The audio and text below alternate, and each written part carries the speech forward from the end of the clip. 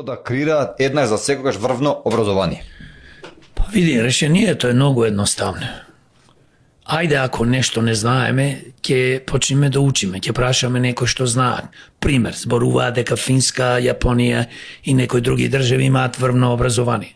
Так. Зошто не земиме примери од Финска, од Јапонија, од други држави во светот, да одиме тамо, да пуштиме наши луѓе, квалитетни луѓе, да точно знаеш што е тоа што го прави, например, на Финска, едно најквалитетно образование во светот.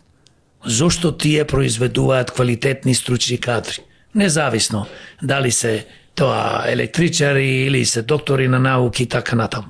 Значи, ние треба да ги примениме тие методи кај нас. И конкретниот случај, која влада да дојде на власт, мислам партија која што доаѓа на власт, почнува со реформи. И се почнува некако од нула. Се ќе ви кажам, во собрание предлог измена на законот за образование. Гледајте само една точка. Вели тие што се професори сега на факултет, си остануваат професори на факултет. Но идните професори, кои што сакаат да бидат професори, на секој 7 години ќе се прави реизбор. Друга работа, многу важна точка. Вели, за да бидете професор на факултет и за да се одржите како професор, треба да издадеш пример 5, 7, 10 научни трудови. Тие трудови треба да ги објавиш, заборев се, извинувам на гледачите, името на тоа списание, каде треба да ги објавиш. Сега да те кажам, еден труд да објавиш таму кошта 1000 евра. Сега ние што ќе имаме во Македонија, само тие што ќе можат да плаќаат богаташите, да речеме, од богати фамилии или политички партии што ќе поддржат, па ќе му дадат пари за да си плаќаат за овие трудови. Сега, што е опасно? Не само од богати фамилии ќе доаѓаат или политички моќници, деца кои што ќе бидат идни професори, туку што е опасно кога ти некој го држиш како што има договори на дело фактички ова, работи 7 години професор, супер си, значи то ценивме како супер, ама после 7 години поново ќе видиме дали ќе продолжиш да бидеш професор или не. Сакаат да ги држат на партиска основа, да ги заплашуваат, да ги уценуваат. Еднаш професор кој ќе стане редовен, квалитетен, кога си го избрал, тој треба да биде избран доживотно. Што значи тоа? Не значи дека тој ќе биде професор доживотно ако прави некој работа. Тебе пример има, слушаме некои професори земаат пари за да положат некој студент испит. Ако го фатиш, ем кривична тужба, ем го бркаш од професор.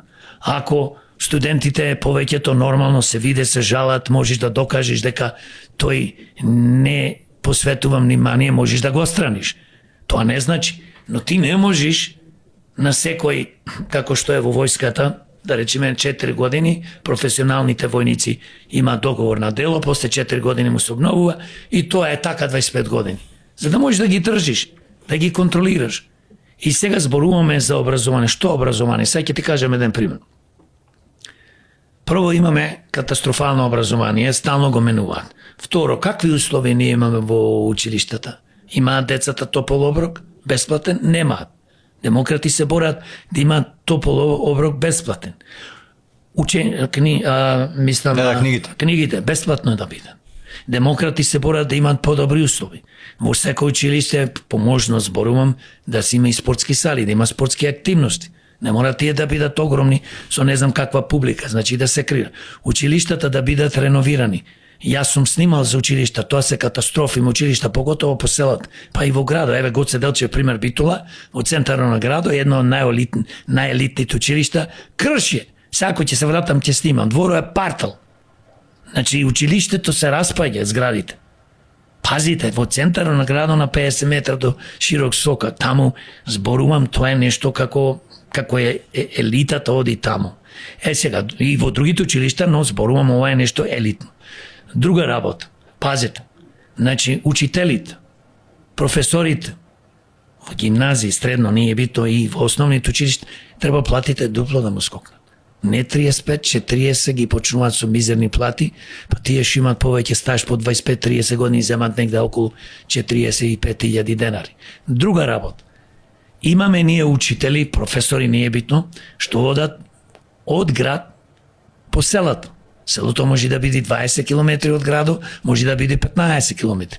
Зошто тие си го плаќаат патот? Никој за тоа не се бунат учителите, и све е тоа фатено политички, се плашат да не ги избркат, но ние како демократи ќе ги браниме.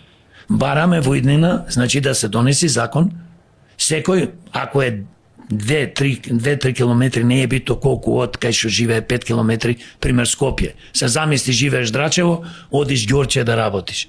Зошто да не ти платат? Друго е да си на километар 2, ајде ќе кажеш можда ајде и пешки или со велосипед или не е битно.